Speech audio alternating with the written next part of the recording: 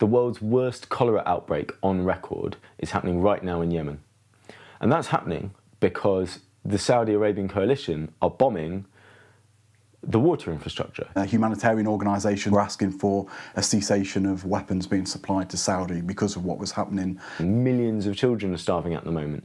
The UN has called it the world's worst man-made humanitarian crisis. Nothing was changing, and actually things were getting worse. At the UN, Saudi has been accused of a deliberate tactic of starvation. And so I was hoping that the supply of weapons was going to stop because of all this pressure, and it didn't. For me, there was a moment. I saw a picture of a fragment of a casing of a bomb. Now, bombs, when they blow up, usually are destroyed, but somehow all the markings on this bomb had survived. And it showed that the bomb was made by Raytheon in a factory in Glenrothes, just north of Edinburgh. And that bomb was sold to Saudi Arabia after they had started bombing Yemen. That bomb was found in a destroyed food store that it had blown up.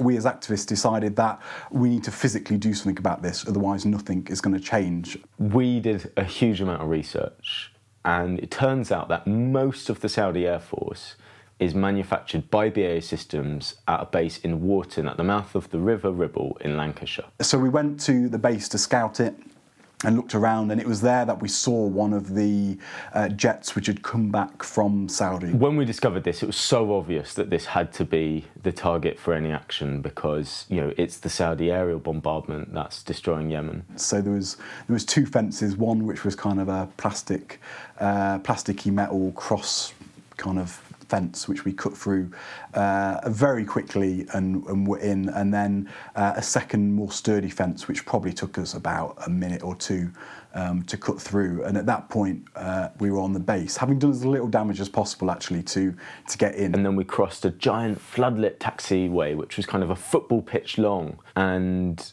we got to the hangar where we knew the Saudi Eurofighter Typhoons were. And we could see through the glass window in this door, we could see the nose cone of one of the jets. And so we were close. And sadly at that point, the noise we had to make to break in through the door meant that security kind of heard something and wandered over our way to see what was going on. And then we were waiting outside for them to bring a van round to take us away. And I turned to Dan and I said, I'm really pleased we got into the base. You know, it's going to be a successful action. You know, we talked about what success meant, and if we got onto the base, it would generate a lot of attention for these terrible arms deals. And he turned to me and just went, I'm gutted. If we'd have got to those planes, we would have saved lives, you know, directly saved lives. BAE Systems and the Crown Prosecution Service decided to only prosecute us for the damage to the doors and to the fence, despite the fact that we carried a statement describing why we were taking this action onto the site. Clearly, we were conspiring to do a huge amount of criminal damage. Belinda from Matrix Chambers very graciously got involved and was really happy to support us, as she's a really great top, you know, high-flying lawyer. Because there was so much evidence, such a huge weight of evidence for war crimes that surely we had good reason to be on that base. The last possible opportunity to stop these planes from being involved in war crimes was BAE Walton. 21 years to the day before, 3 women broke into the same base and disarmed some Hawk jets that were bound for Indonesia, where they were going to be used in genocide. They were put on trial in front of a jury, and that jury found them not guilty.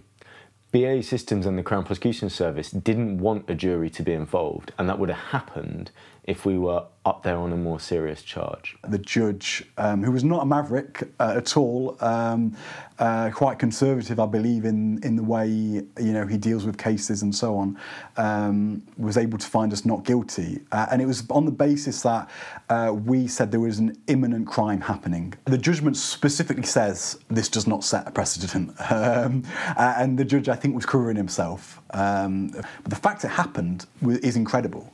And I'm still amazed by it. And I think that will be helpful for future cases. My friend Sam his Twitter feed, he often reposts pictures of the devastation in Yemen, and often this is, I often can't bring myself to look at them because they're often maimed children, adults as well, but often dead children in all kinds of horrendous situations. It's British bombs falling on Yemen from British planes. Those pilots are trained in Britain by the RAF, and there are 250 British Armed Forces personnel serving in the various, Saudi, UAE militaries, and they are literally in the control room targeting the bombs. I mean, we're at war with Yemen.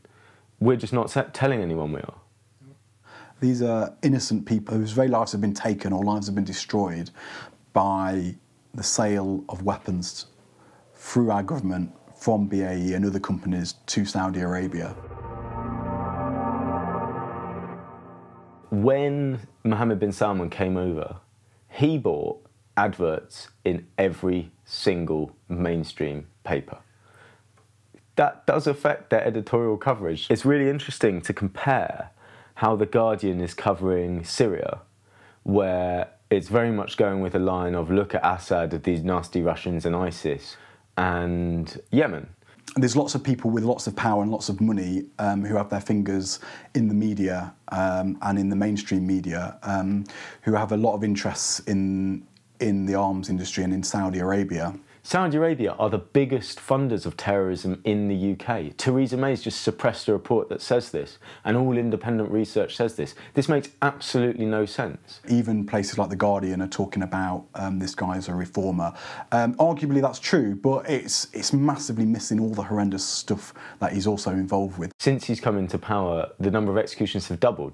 I think he's a great reformer, like the highest mountain in Holland is the Big Mountain. It's like, it may be the biggest mountain in Holland, but it's still basically below sea level. But there's also a kind of a lack of willingness to criticise Britain's allies and a lack of willingness to say, hey, there's this humanitarian crisis going on. It's not these, brown-skinned people that have messed up again. Britain is deeply, deeply complicit in that, and there's a complete reluctance to say that. There's a huge problem of corporate capture of government. Campaigning Against Arms Trade have a brilliant tool, which I'd advise you to check out.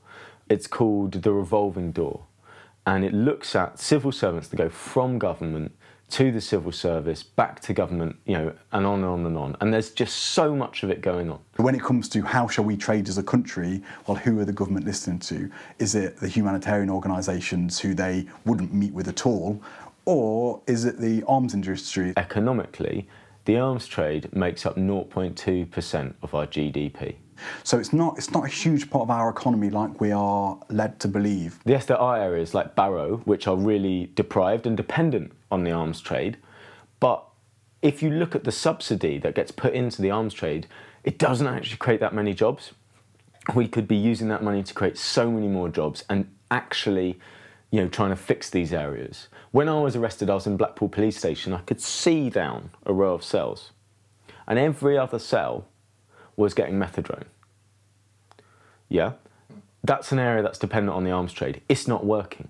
But even if the arms industry is a massive boon for Britain in all kinds of ways, we can't base our economy on the starvation and death of men, women and children in places like Yemen. It's very clear to me what the UK needs to do. These planes are not like your car. They need servicing after every sortie. So if we stop cooperating with the coalition, they're very, very quickly going to have to stop this bombing and come to the table. I'd like to see that soft power, which is used all the time to sell weapons, to bring about peace around the world, which we could do if we wanted to. We could sell green technology, which Britain is very good at, actually. And there was a poll a few weeks ago that said only 6% of the British public think we should be arming Saudi Arabia. So we are having a real effect on public opinion. And I think that's going into policy. We've seen the Labour Party say that they will stop arming Saudi Arabia. And the more this becomes a voting issue, the more the government's likely to do something about it. We also need to stop obstructing international efforts for peace. At the UN, the Netherlands has repeatedly tabled motions where it's trying to do things, bring people to the table, get inspectors into Yemen to see what's going on. And the UK and the US have repeatedly obstructed that. Check out the Campaign Against the Arms Trade website, which really details things very well, campaigns and ways of getting involved. Talking to MPs, it's scary, but when you get into it, it's really good. And also, let's see you in the streets. There's loads of protests going on about this. Find your local arms company, do a vigil there, whatever you can. We are going to win this one eventually. Hands off Yemen! Stop the bombing now!